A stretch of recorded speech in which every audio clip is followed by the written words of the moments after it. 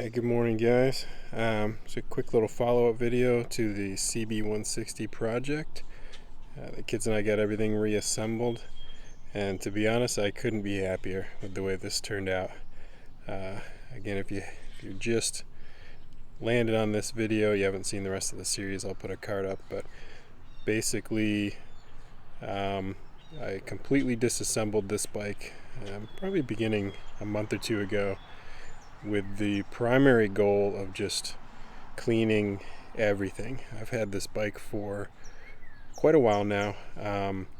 It's been used quite a bit. This is my go-to vintage days ride, so it's seen a lot of mid-Ohio mud. I do my best to clean it up when I get home, but over the years it's had a lot of grease and grime and dirt caked on and baked on. And on top of that, the previous owner had done quite a nasty rattle can paint job on the engine and quite a bit of silver glittery overspray on the engine mounts, ignition housing, frame, and a whole bunch of other parts. So wanted to get all that off. So everything was disassembled. I media blasted the engine cases, sealed those with shark hide, and let me come in here. So it's a nice, I guess you'd say 10-footer. It looks real nice. You get up, it's got some rust and scratches, but again, it's an old bike. It's seen a lot of use, but it runs great and it's complete and original. So my goal here is just to make it look as nice as it can and kind of preserve it and enjoy it. This was not a restoration by any stretch of the imagination. Nothing was painted. It's got a handful of new old stock parts. The side covers are new old stock from, I believe I got those from, I can't think of the guy's name, Ohio Cycle, years and years ago. Other than that, yeah, everything's pretty original. It came with a black seat. I know it, or I don't know for sure. It seemed to be common for people to swap that blue seat out with a black seat. I was able to track down a pretty decent original blue seat for it. It's got the red lettering on the back. This is one of those kind of love it or hate it things. I love it. I think it just sets the bike apart. All the paint's original with the exception of the fenders. The rear fender has been painted pretty close to the factory color. It had a sissy bar on it when I bought it, and whoever installed it had drilled some pretty decent holes in the fender and kind of pounded the fender into shape to fit the sissy bar rather than the other way around.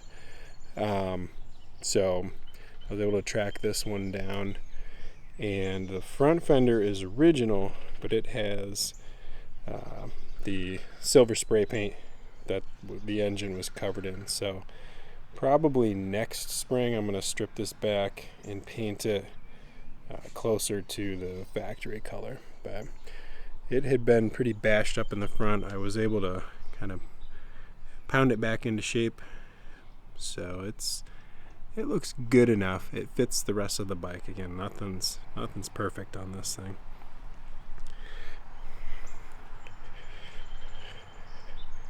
But relatively low miles.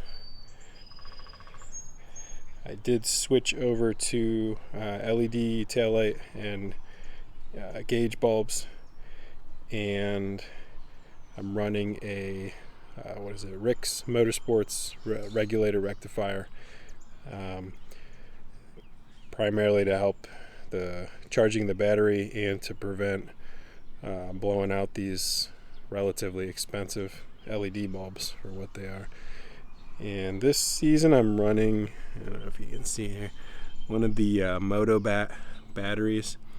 I've got one in the Super Hawk and my CB360, and I've been really happy with the performance of those. So I'm going to try a few of those this year and see how they hold up.